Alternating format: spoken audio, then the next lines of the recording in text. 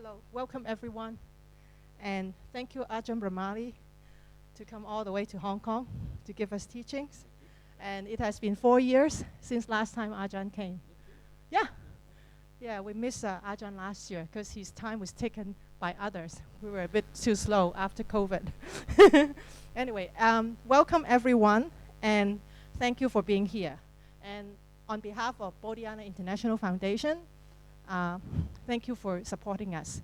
And I would like to introduce you to our helpers, committee members. Freddie, he's doing the recording, and Jean, and we have other committee members. They will come in on Sunday, so you will see them. And Elsa, she's late, and she's our treasurer, taking care of money. She's late, so she should be around.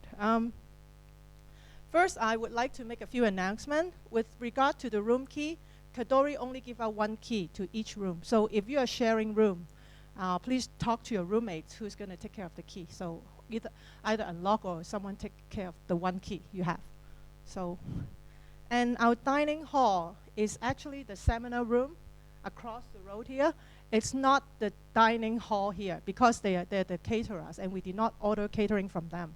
So for every meal, breakfast and lunch, we're going to have it in the dining hall just across, which is called seminar room. And for the evening drinks, we will have a big plastic box with some drinks in there, so feel free and get yourself something to drink.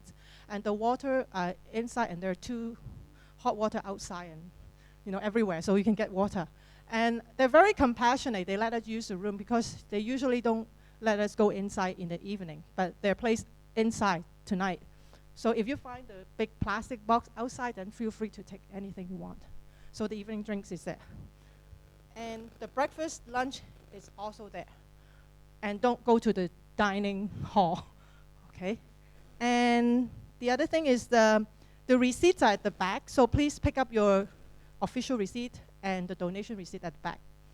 And the hall opening hours here, it's at 6:30 in the morning, and it closes at 10 at night.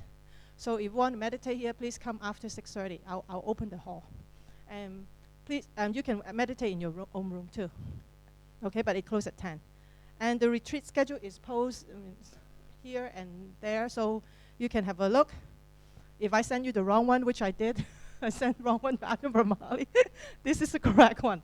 There are more chairs. If you want chairs, there are more chairs at the back, so you feel free to take a chair if you need to. And the Q&A basket is also at the back, so please write down your questions and put it in the basket, and they will be picked up at the Q&A session starting tomorrow night.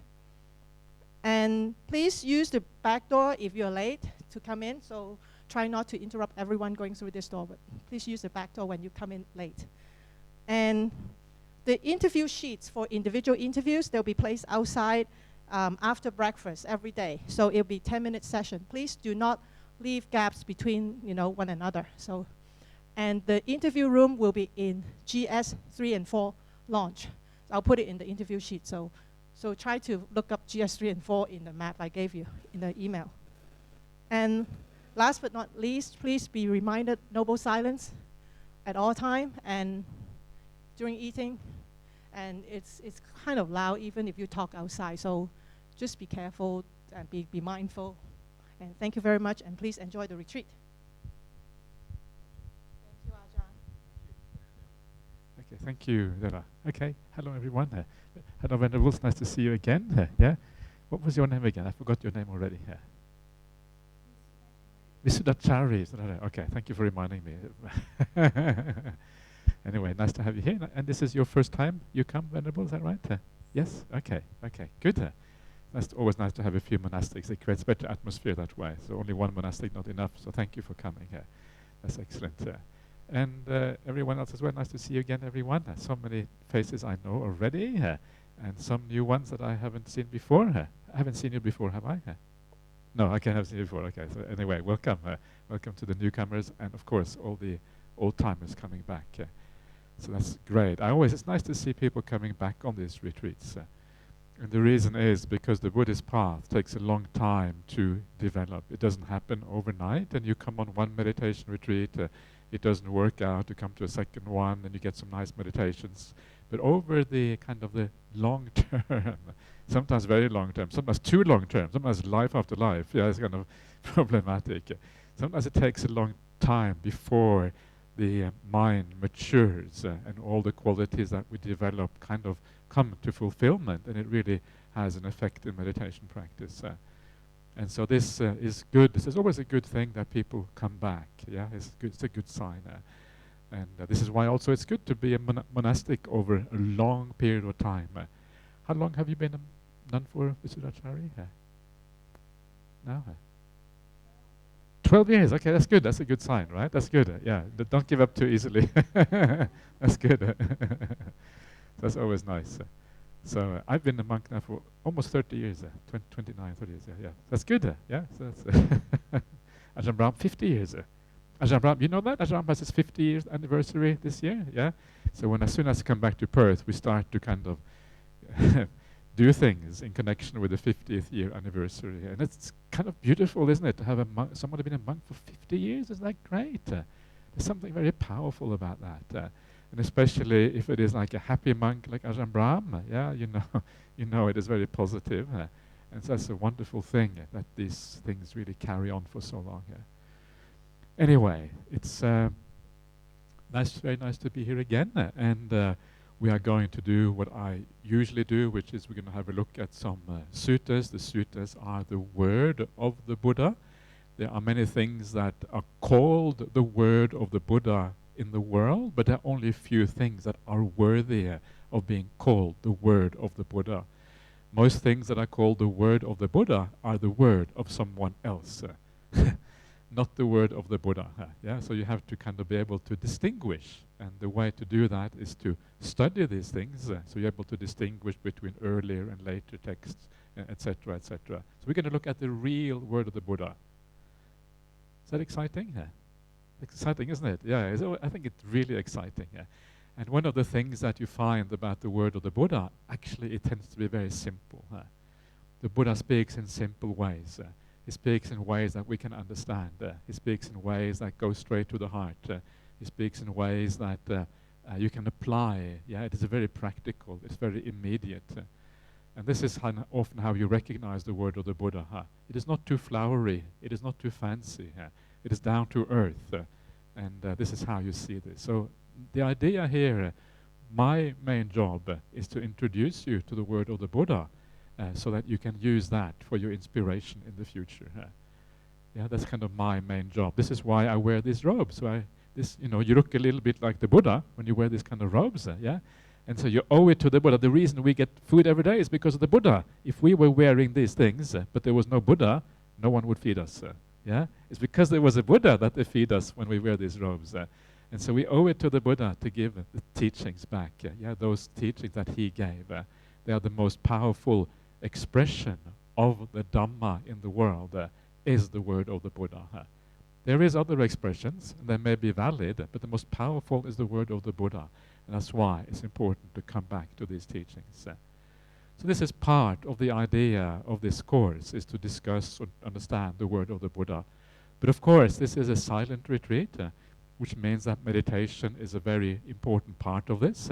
It's not just about learning or understanding the Buddha, it's about developing meditation. And these two things go together. The idea is that if you understand the word of the Buddha, you understand how to meditate. You understand how to apply your mind. You understand how the inspiration from the suttas feeds into the meditation practice. The two building on each other. You meditate, you get peaceful. Then you understand more deeply. When you understand more deeply, it goes back to the meditation. The two things building on each other. And this is the idea behind this, using the suttas as a source of inspiration in meditation practice. And I will come back to this idea of how to combine suttas and meditation to make it more powerful as we go through this retreat. So today I just want to I forgot to bring a watch. Is there any clock, any watch here anywhere? Actually no, I can use I have my laptop towards me. Don't tell anyone that I have a laptop. This is my one embarrassing thing. So this is very highly secret, so we keep it within this room. No, it's not a secret. I'm just joking, actually. Once you get used to me, you know that Ajahn Brahm disciple, you always make a few extra jokes. That's kind of how it works. Brainwashing, they call that. Okay, so we'll just kind of leave it there. So I'm going to start talking a little bit about meditation today, and we talk about meditation. Then we're going to try it in practice, maybe half an hour or so towards the end, just to get started. So this is the idea for tonight. Then tomorrow we will start on the suttas and discuss the actual word of the Buddha. So how do we meditate? What is kind of the trick of meditation? How to make it work? I'm sure that some of you probably sometimes the meditation is nice, sometimes not so nice. Is that right? Yeah. If it's always nice, no need to come here on this retreat. Just stay at home, meditate, and happy. So most people find it sometimes nice, sometimes not so nice. And this goes pretty much all the way on the path, maybe all the way to an arahant almost. Yeah, sometimes nice, sometimes not so nice. And so we want to find out how we can make this work more reliably, so we don't have so much hit and miss in our meditation. And I remember in the early days when I started out at Bodhinyana Monastery, I came there in 1994. That's over 30 years ago now.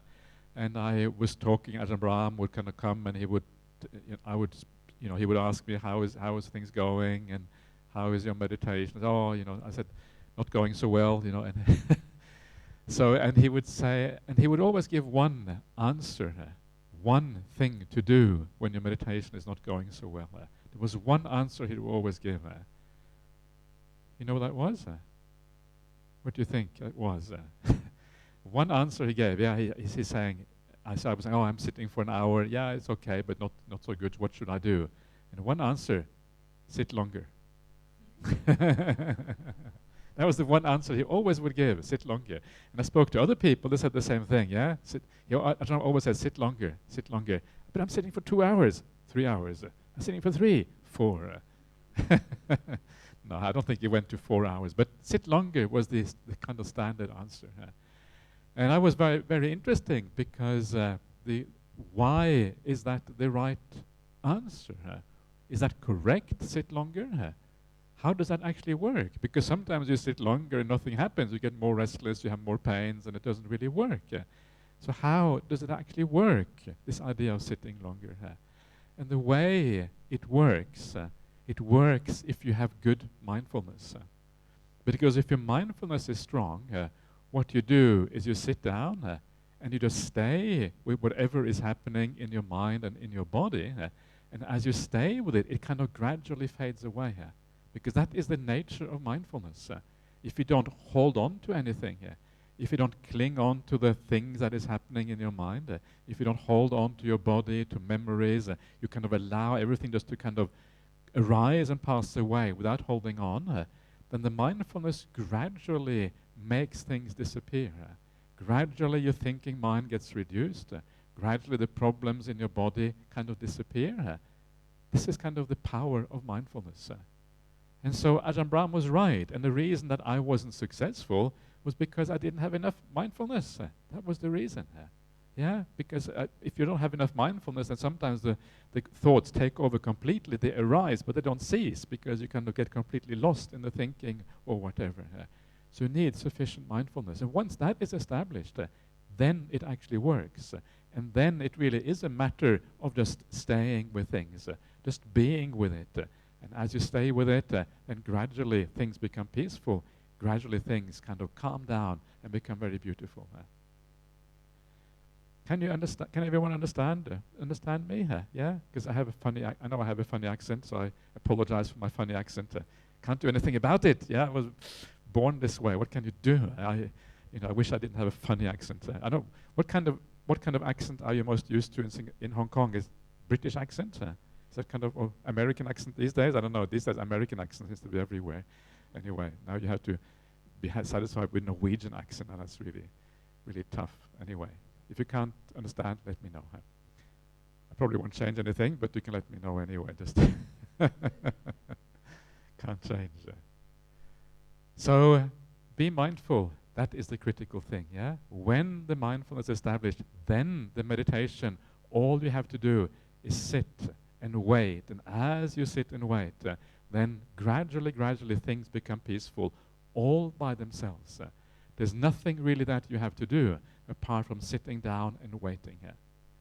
And that was very interesting, yeah, because usually we think that meditation is about doing something. We have to do this. You have to guide your mind in the right direction. Watch the breath. Yeah, okay, watch the breath, and you hold on to the breath. But actually, no, that is the wrong way of doing it. What you have to do is instead just to wait. Be mindful. And as you wait and you are mindful, then the breath kind of happens. The breath comes to you. And then when the breath comes to you, there's another one of these kind of Ajahn Brahm sayings. Instead of you going to the breath, you wait for the breath to come to you.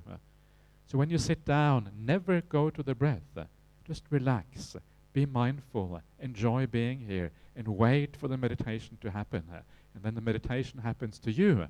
You don't make the meditation happen. You are the passenger. You are allowing this journey to happen to you. You're not in charge. You don't make it happen. And so, for me, this was very interesting because, as I mentioned, I always try to rely on the word of the Buddha, the way the Buddha talks about this. And when Ajahn Brahm said, "Oh, don't do anything, just sit and relax," I thought, yeah, whatever. Maybe that works for you, Ajahn, but I have to do stuff because this is my mind doesn't work differently or whatever, blah blah blah. Until I realized that this is actually the way the Buddha teaches. And when I realized this is the way the Buddha teaches, I realized this beautiful alignment with the way Ajahn Brahm teaches and the way the Buddha teaches. And that is the way it should always be. So in the early days when I became a monk, I was a big nuisance for Ajahn Brahm because I started reading the suttas straight away. When I came to Bodhinyana Monastery, Ajahn Brahm was teaching the Pali language, and so I started kind of learning Pali from Ajahn Brahm. And as soon as I started learning Pali, I would start arguing with Ajahn Brahm, because then you think you know, then you think you understand, and so you start to argue. So I was a big nuisance with Ajahn Brahm because I said, well, the Buddha says this, but you say this. Who should I follow, you or the Buddha?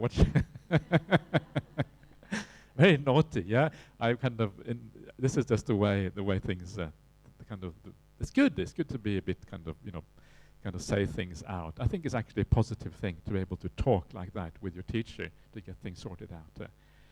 And so but after a while you start to realize there was this kind of very, generally speaking, very close relationship between the way Ajahn Brahm taught and the way the Buddha taught. And this idea that you just sit and wait, you are mindful, and you don't do anything, actually comes out of the suttas, comes out of the word of the Buddha. When I say the suttas, I mean the word of the Buddha. And there's two things that you see in the suttas. First of all, before meditation, the Buddha always says, establish mindfulness. How many here, anyone here know Pali language? Apart from Freddie? Are you fluent in Pali, Freddie, or are you? No, not fluent, okay. Not fluent enough, okay. So in the Anapanasati Sutta, which is the main sutta on mindfulness of breathing, it says, Satting parimukkang upatapetva. Sati is mindfulness in Pali language, Sati, very important word in Pali. And so, and upatapetva means having established, and parimukkang means something like in front or in your presence, something like that. And so it means having established mindfulness. That is how it begins, not how it ends. Sometimes we translate these expressions in the wrong way. For example, one of the translations of Satipatthana into English is the foundations of mindfulness. And it's a misleading translation, because foundations of mindfulness implies that you do this to become mindful. They are the foundation to become mindful. But that is not what they are. What they are mindfulness first. And then you use that mindfulness afterwards to make the meditation work. So they are not foundations of mindfulness, they are applications of mindfulness. You establish mindfulness, then you apply it. That is how this works. And this is what you see in the Anapanasati Sutta. First you establish mindfulness, then you apply it, then you watch the breath. This is what applying it means. Watching the breath, that means the applying of mindfulness. Yeah, so this is always the case in the suttas. Establish mindfulness, then watch the breath. And then once you have established mindfulness, I'm going to come back to this in a second, how to do that, because maybe you think that's easy, but actually not so easy at all. So then in another sutta, which I always teach on these retreats, but not on this one, so not always, but just always. So, and this is called the Chaitana Sutta. Chaitana means like intention or the will. And what it says in this sutta is another beautiful Pali expression. It says that the development of the meditation is na chetanaya karaniya, not to be done by an act of will, not to be done by willing. This is what the Buddha says. Yeah, not to be done by an act of will. Almost everyone sits down, they try to do the meditation. Then they get headaches, they don't get anywhere. They kind of sit down and start watching the breath straight away. Bad idea. Don't watch the breath straight away. Relax, enjoy. Sit on a chair, just kind of find your time. Develop some nice positive qualities within so you feel good about yourself. Then, when the mindfulness is ready, then the breath comes to you. It happens automatically. Don't kind of go on grasping the breath. This is what almost everyone does in this world, and it's actually the wrong way. So the Buddha says this is not to be done by an act of will. Yeah, it's very, very interesting. It's something that is not really mentioned very often on meditation retreats. And then he says, it is the reason why it is not to be done by an act of will is because it is dhammata. And dhammata means it is in accordance with the Dhamma. It is natural. It's in accordance with nature. Yeah, so the progress of meditation is in accordance with nature. It is a natural progress. And if you try to hurry nature by willing nature to happen, you're getting in the way instead of allowing nature to happen.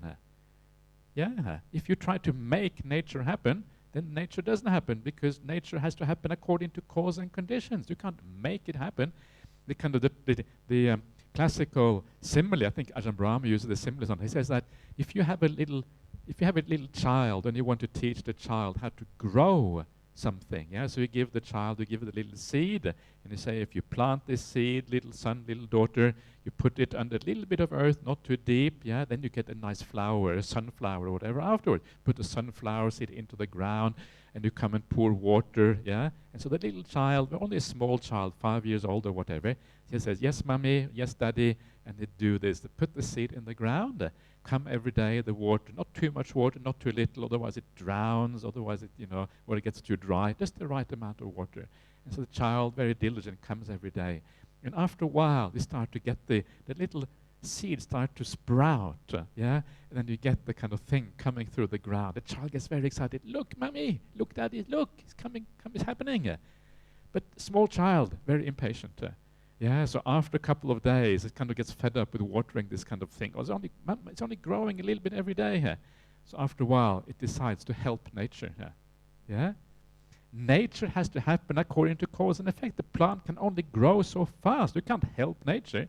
But the child doesn't understand, just like the meditator doesn't understand. And so the child decides, I'm going to help nature by pulling the plant so it can grow faster. Yeah? Big mistake. If you try to pull the plant to make nature grow faster, you destroy everything. Nature has to happen according to cause and effect. You cannot make it happen according to your will and your intentions. And so the same thing with meditation. Your job is to put the causes and effects into the meditation. Your job is to water the meditation, water the plant. Your job is to make sure the sun is shining, so you get maximum sunlight for the plant. Your job is to make sure there's enough nutriments in the ground so that actually it gets nutriment to the seed. Yeah, that is your job. In other words, your job is to put your mind in the right place at the beginning of the meditation, establish the mindfulness, make sure you have a sense of good qualities inside, all of these kind of things. You think about the world in the right way, and then as you do that, then the meditation happens as a consequence. So this is the idea of meditation practice, is to establish things in the right way. And when they are established in the right way, then the meditation happens as a consequence. And so meditation is actually very, very simple. Yeah, it is like one of these incredible, it's so simple that we can't do it because we are so complicated. Yeah, we are, human beings are very complicated. This is kind of the problem with us. We try to control, we try to make the world be in a certain way. We think about things, we worry about things, all of these things. Endless complications. And so we have to simplify here. And it's kind of nice. Yeah, you see kind of the great teachers of the world, people like, to me Ajahn Brahm is one of the great teachers in the world. And they are very simple people. Ajahn Brahm is very simple. He's kind of, he's like very sort of, you see him kind of wandering around and he kind of looks a bit sort of funny and a bit dorky and a bit kind of, and he tells a silly joke and he doesn't really say very much. Yeah, he's just there in a sense. Very simple. The wisest people in the world are very simple. They don't talk much. They don't do very much. Yeah, they don't think very much. Ajahn Brahm doesn't think very much. Yeah, he just kind of, his mind is pretty empty. Yeah, empty is good. Yeah, and so that's kind of beautiful when you see that. So we have to simplify. We have to become more like that. And so then the question is, how do we become more like that? So we can allow the meditation to unfold. And we can just be the passengers on the journey here, not trying to make the meditation work. That becomes then the big question here. And so, to understand how this is to be done, I think I will start out with some very simple ideas of how to be able to relax first of all, so we can really relax. And then I will talk a little bit about how to prepare the mind, so you can be mindful. Yeah, so we talk about these two things first of all. And so the first thing is to learning how to relax, learning how to be at ease. One of the ways of doing that is sitting on a chair is a nice way. So make sure that you don't force yourself to sit on the floor. Make sure that you sit in a way that you are comfortable.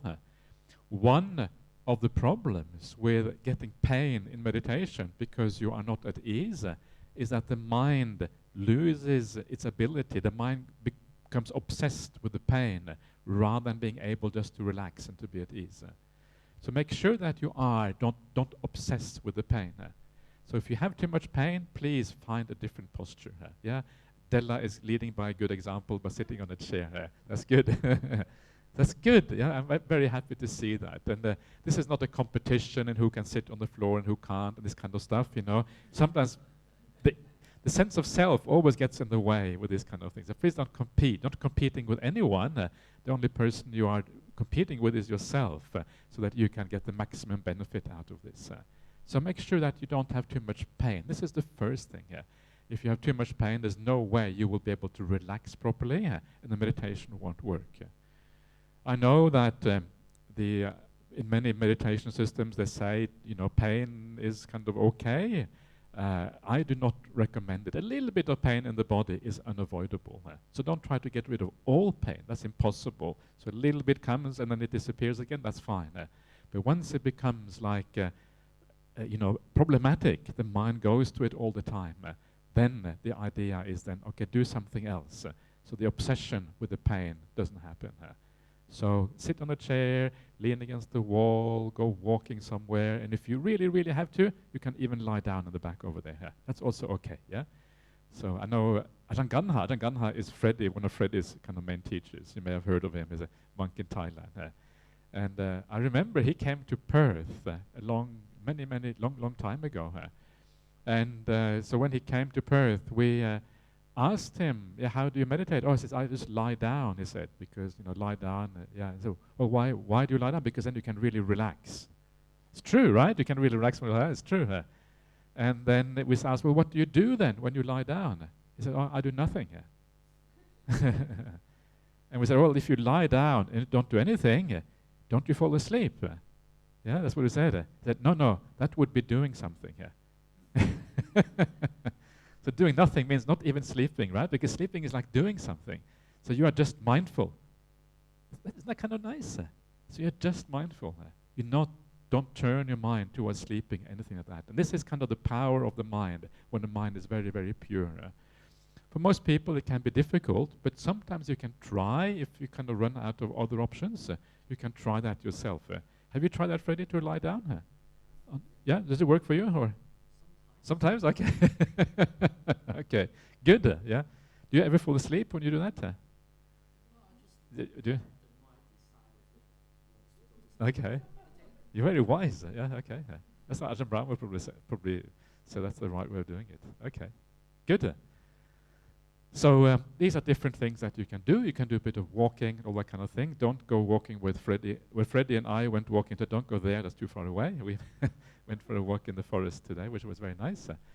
But do a bit of walking around here. Just, walking back and forth. Chankama is the Pali word. Walk back and forth. Just enjoy the walking meditation. Have maybe 20 meters. One, turn around, walk back again. Just enjoy the peace and have a good time, whatever you're doing. This is the first thing. Make sure that you just enjoy what is happening here. And if you stop enjoying, don't carry on doing what you're doing. Then go back to bed. Lie down for a while. Have a cup of tea. Do something else. If you stop enjoying, there's no point in pushing yourself. Please don't do that. Because all that happens, you get aversion towards meditation. Then you stop meditating, and we'll never see you again. And you become a Christian. You abandon Buddhism because Buddhism has so much dukkha. And whatever. Don't become a Christian because actually Buddhism is much better. That's what. So please don't do these things to yourself because otherwise eventually you just give up. So this is number one. Enjoy, relax, have a good time. Number two, how to then allow yourself to relax in the meditation. And there are a few different ways of learning how to do this. And one of the ways of doing this that I sometimes use is it's so easy to use willpower. It's so difficult not to use willpower that you need like a technique, a perception that allows your mind not to go to the willpower. And one of the ways of thinking about it is like the way I sometimes think about it is that imagine that you come home after a long day at work. How do you feel after a long day at work? You feel probably tired, maybe a bit grumpy. It's too much hard work or whatever. And so what do you do when you come back home after a long day's work? Well, sometimes you just sit down, because you just need to relax. And so what do you do when you sit down? Maybe you sit down on your favorite armchair or favorite chair. Maybe you even lie down on your bed for a while because you need to relax a little bit. What do you do?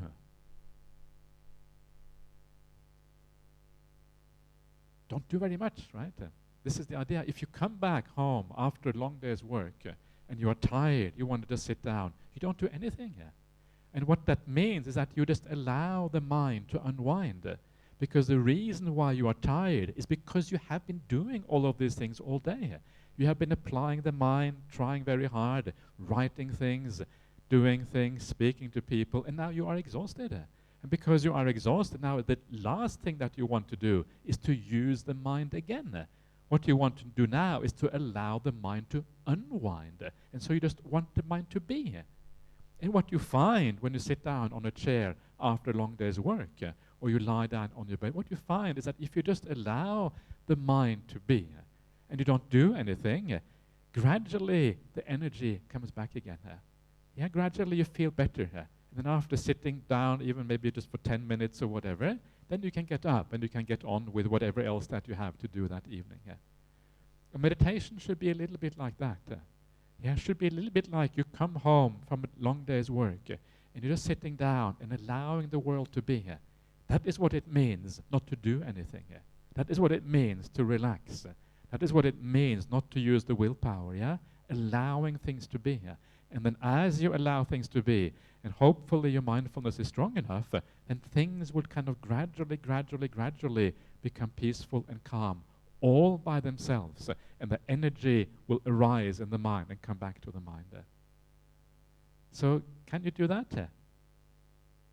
This is kind of what all you have to do. You have to pretend you come back from work and just relaxing. Isn't that kind of nice? That's what meditation is about. Isn't that kind of cool? People don't think that's got anything to do with meditation, but actually it does. This is what it is.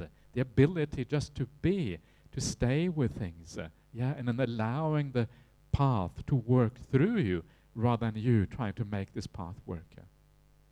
But this is one way of thinking about the meditation practice. So that's one. You need a few different ways, because it is always not every time. The same technique doesn't work every time, so you need a few different ways of thinking about meditation. The other way to think about meditation, and this is the way that really scares people.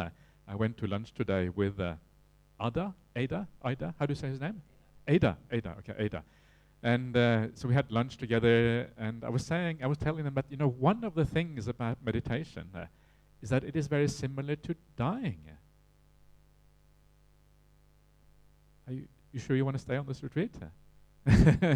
Are you ready to die? That's the question. That's what they say in the monasteries in Thailand. This is what Ajahn Brahm says, that when he came into Wat Nong Pa Pong, which is the monastery of Ajahn Chah. Have you all heard about Ajahn Chah? Yeah, very famous monk in Thailand, one of the most famous monks in Thailand in the 20th century. He was the teacher of Ajahn Brahm, and kind of my grandfather, because Ajahn Brahm, my father, grandfather, grandfather teacher. And apparently he would say sometimes to people when they just come into the monastery, they're completely fresh, come straight off the street, come straight from Europe or from Australia. And when you come from Europe and Australia, you have no idea about Buddhism. And he says to them, have you come here to die? And we go, whoa, okay, maybe not. Maybe I'll go back to Europe again. Thank you very much. And so that's kind of, for many people, that's a bit scary, that fact. But actually, it is very interesting and very powerful. Because the idea of dying and the idea of meditation, they are both about letting go. When you are on your deathbed, you're about to die, you have to let go. You cannot hold on to this world anymore. You have to let go of your possessions, you have to let go of the people in your life, you have to let go of so much of your identity, your body, so much you have to let go of. You have no choice. This is what you have to do. So meditation is also about letting go.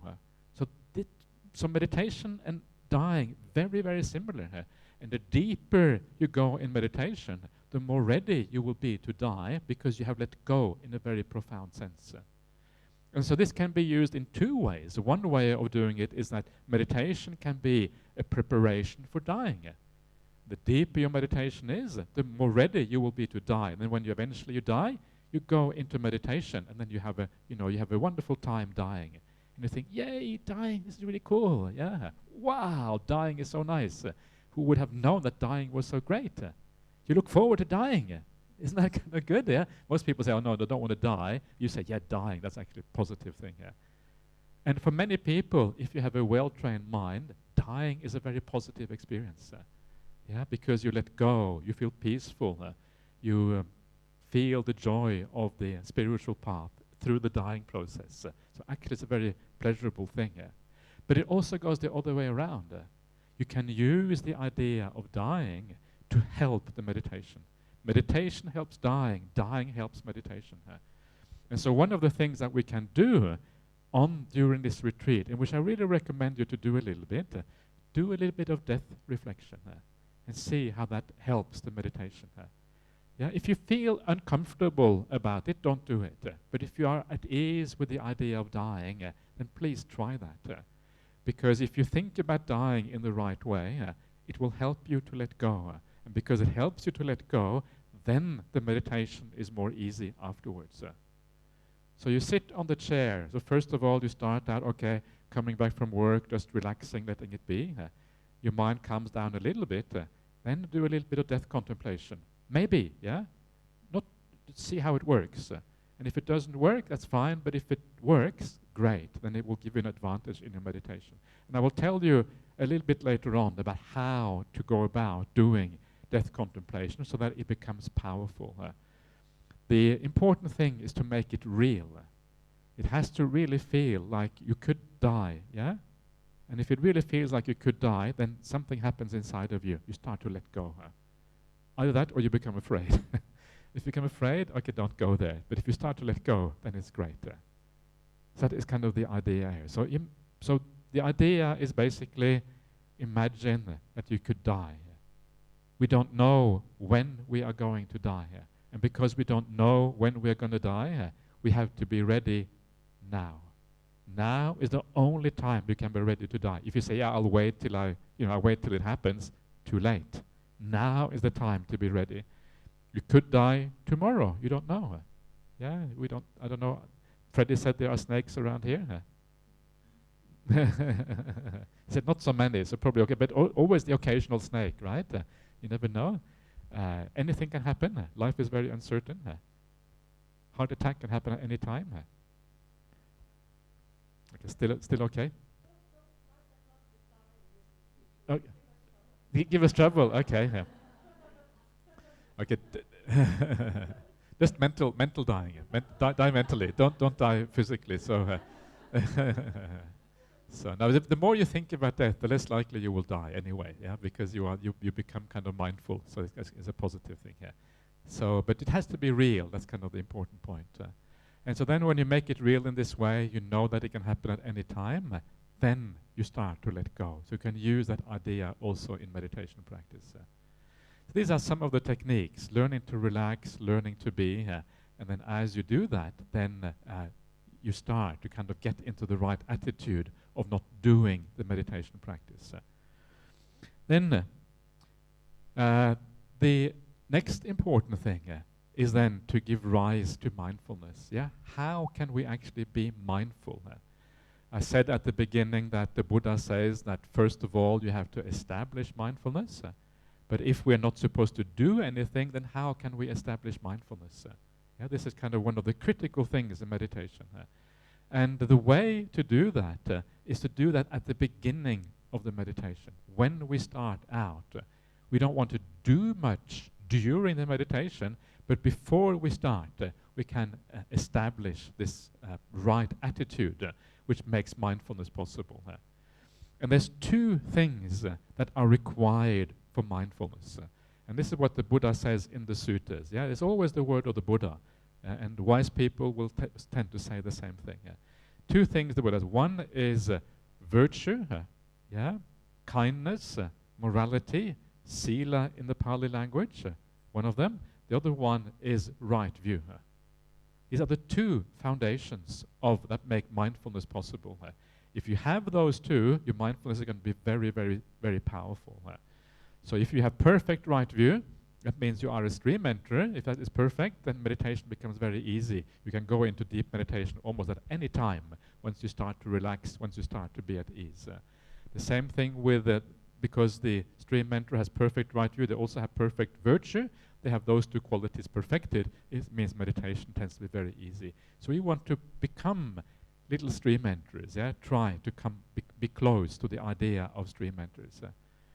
And so there's two things that we have to learn. First of all, we have to learn to think about ourselves in the right way. Understand, appreciate our own practice in life, appreciate our own kindness, appreciate that we are living well. Enjoying the fact that you are living a good life, enjoying the fact that you are coming here.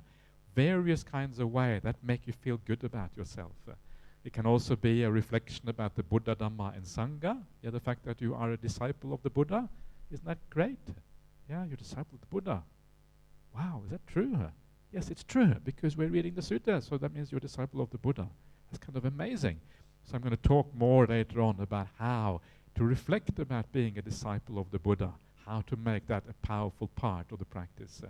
And in this way, you can give rise to the joy in the mind. The idea, this is part of this idea of sila. When you have strong sila, joy arises quite easily in the mind as a consequence.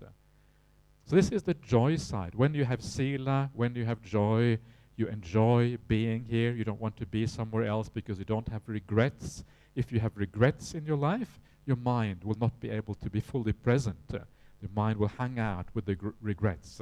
And this is why the sila is so important, because it allows you to be present. So this gives rise to two things. It reminds you of the importance of sila in your life in general, and it also reminds you of how to think about your life when you come on the meditation retreat. How to reflect on our life in such a way as to make use of that sila, of that virtue that we have been practicing over a long period of time. It comes together very powerfully. And without sila, there is no meditation. Meditation is supported by virtue. It's very interesting. Sometimes I come across people that, oh, I didn't know that. Oh, that meditation is kind of supported by Sila. Why is that? Well, it's very simple. It's because you tend to feel good about yourself. When you feel good about yourself, your mind is naturally present. If you have regrets or remorse, your mind hangs out in the past. It hangs out with the regret and the remorse, and then the meditation doesn't work. So we want to develop that side of it. The other side, which is equally important, is the idea of right view. Yeah, one of the things that you will find in your meditation is that you will think about things. Is there anyone here who has ever thought about anything during meditation? Is there anyone here who has never thought anything, had any thinking during meditation? Everyone has this problem, yeah? Almost everybody, restlessness of the mind, thinking about things. And this is one of those questions, how do we overcome the thinking mind? Why does the mind think about so much? And the reason is because we value the wrong thing. The reason we think about things is because we value those things. So you think about your family, you think about your work, you think about the past, maybe some deeds you've done, you think about the future, you are anxious about the future, what's going to happen. Yeah, this is why we think, because they are valuable to us. And so the reason is we value the wrong kind of thing. If we value the things of the world, we will think about the things of the world. But if we value meditation, if we value the spiritual path, then we will think about that, which means we not going to think very much, because there's nothing much to think about. You just have to be with the breath. Yeah, you value meditation, you value the peace. That is what is important. So the reason why we think is wrong values. This is like wrong view. Same kind of thing. If you have right view, it means you value the spiritual path 100%. It's the only thing which has real interest to you. And the world is irrelevant. That is kind of the trick. And the moment you understand this, the moment you turn your mind around in this way, you value the right thing, then meditation becomes really, really easy, because you're not interested in all those things in the world. You couldn't care less about what happens to Hong Kong. You can care less about the election in the US. Couldn't care less about, even though it's kind of scary on paper, yeah, you couldn't care less about, you couldn't care less about climate change. You couldn't care less about, you can care less about your family. Actually, of course, I don't mean that in the sense you think. I don't mean that you don't care about your family. What I mean is that your priority is the spiritual path. And when you come here, that is what matters. Your family will have to wait till you go back home again later on. Then your family matters. Your priority is always the spiritual path. So this is the trick, yeah, to understand the limitations of all those worldly things, our work, all the problems that we have. And I'm going to talk about this more later on, once you understand that there is no solution in that world, that there's always more problems, you solve one, and then you think, wow, solve that one, and another one comes up, you solve that, another one comes up, there is no end. And as you are in the middle of solving those problems, you know what happens? You die. Then you get reborn, and you carry on solving problems. And the reason we are still here is because we have been solving problems in the past, yeah? Thinking about the world, but because there is no solution in that world, it never comes to an end, and so we carry on solving problems. And if you carry on solving problems during this meditation retreat, guaranteed, your next life you're going to carry on solving exactly the same problems again. Aren't you fed up solving problems? Yeah? Time to stop solving problems that have no solution. And this is one of those beautiful things that I remember Ajahn Brahm taught me. And he was talking about one of these famous, you may have, if you have read Ajahn Brahm's books, The Opening Door of Your Heart, maybe, have everyone here read Ajahn Brahm's books, Opening Door of Your Heart? Yeah, if you haven't, read it, yeah? It's a very simple book, nice stories, but profound. And one of those stories is a story from one of the British Prime Ministers called Harold Macmillan. He was a Prime Minister back in the 1960s, probably before I was born even, actually a long time ago. Well, I was very, very tiny, but he was back in the 1960s. And this was during, I think, the Six-Day War or something, 1967, something like that, in the Middle East, yeah? And then the BBC come to Harold Macmillan, I can't remember, yeah, something like that. It's a bit kind of muddled in my mind, but never mind. a muddle in my mind. Never mind. Okay, whatever. So the BBC comes to him and they interview him, because there's a crisis in the Middle East. And they say, what are we going to do with the problem in the Middle East? And then he says straight away, there is no problem in the Middle East. And they say, what do you mean there is no problem in this? They're killing each other, they are fighting, they're kind of evading each other, lots of people are dying. What do you mean there's no problem in the Middle East? And he says, there is no solution in the Middle East, and because there is no solution, there is no problem. It is not worth thinking about. You can't think about things if there is no solution. What's the point? Middle East, Middle East, still now there is no solution in the Middle East. 50 years later, still the same problems in the Middle East. Nothing has changed. And there is no solution in the human realm. Problems just go on. It's a beautiful way of thinking about it, because there is no solution in the human realm, because there is no solution to the world that we are in. There's no point in thinking about it. Let it go. Instead, come to the spiritual path. That is where there is a solution on the spiritual path. This is where there is an end point. This is where there are real results. This is where we can actually get somewhere. So once you start understanding this, you let go of the world. This is the idea of right view. Then meditation becomes incredibly easy. So you set up these qualities in your mind before the meditation. Remind yourself that the world is not really interesting. Let it go. Remind yourself that you are living a good life. You have the right to feel good about yourself because you're living a good life.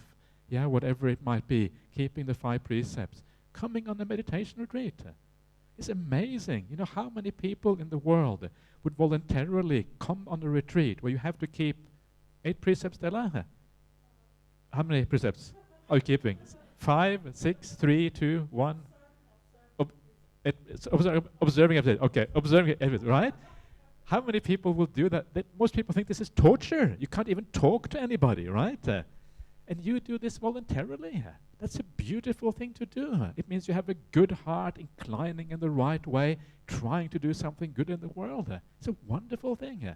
And sometimes we don't appreciate ourselves enough, that we're trying so hard to do what is right. And so we learn to appreciate what we're doing. And as we do that, we feel this kind of warm and good feeling inside of us about ourselves, about our conduct. And then we can appreciate that, we can get some happiness and peace, and then we let go of the world because there is no solution in the world. And those two things together, when they are established, they allow mindfulness to arise.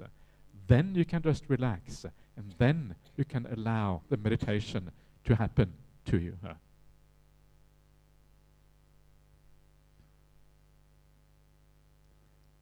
So that is the basic idea of meditation, Learning to enjoy, learning to relax, learning to be at ease, using the idea of right view, so the mind guides itself. The idea of the stream enterer is someone who understands the Dhamma, and so right view is automatic. So the stream winner can just relax and be at ease, and it happens automatically. We need a little bit more guidance because we don't have that automatic appreciation of the spiritual path. And then we are kind of heading down the same track. So that is the idea for this retreat. Does anything I said make any sense to anyone? Does it? Yeah, it makes sense. Yvonne, you've been on so many of these retreats, so you know exactly, you know what's going on. So you, so that's great. Does anyone make sense? Yeah, Venerable. Okay, Venerables. Yeah, okay, excellent. So if it doesn't make any sense, that's okay. It doesn't have to make sense. Yeah, if you think I'm talking nonsense, that's all right. You're allowed to think that. There's no kind of. I'm not like a dictator or anything like that. So you are. Please ask me. Later on in the interviews or whenever, or write it down on a piece of paper, and you're allowed to ask me anything. I don't get upset by questions. And there's no questions which is illegal. And if it really is dodgy question, then I probably just laugh and put it to one side. So that's nothing to worry about. So just please ask, and then we can sort out some of these problems. But now let us do a little bit of meditation together, just to get started. and then see how things go here. Okay.